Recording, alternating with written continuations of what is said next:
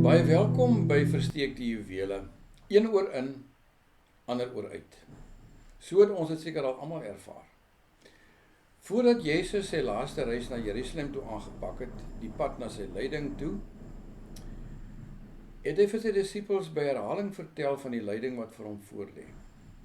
Nou die disippels het geweet dat hulle meester die koningskap in Jerusalem moes ontvang, en ons lees in Lukas 9 dat hulle ook maar gespekuleer het oor watter belangrike posisies hulle dalk in hierdie nuwe koninkryk kon hê.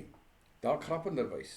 Die een kon dalk minister van finansies wees, 'n ander minister van visserye en nog 'n ander dalk minister van verdediging.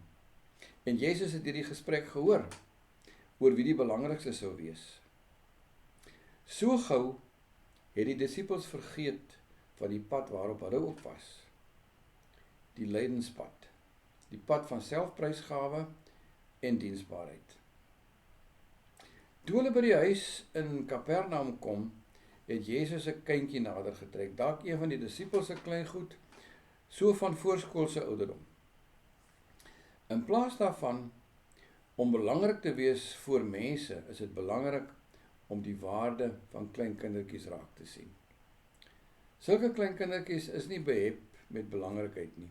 Dis vir hulle belangrik om veilig te voel en so moet hulle ook hanteer word. Kinders is vir ouers dikwels belangrik oor wat daardie kinders in die toekoms kan wees. Want dit gee vir die ouers ook waarde.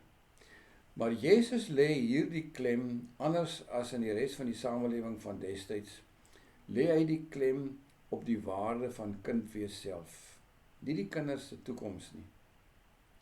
Dis kinders wat so afhanklik van hulle ouers is, klein en nederig.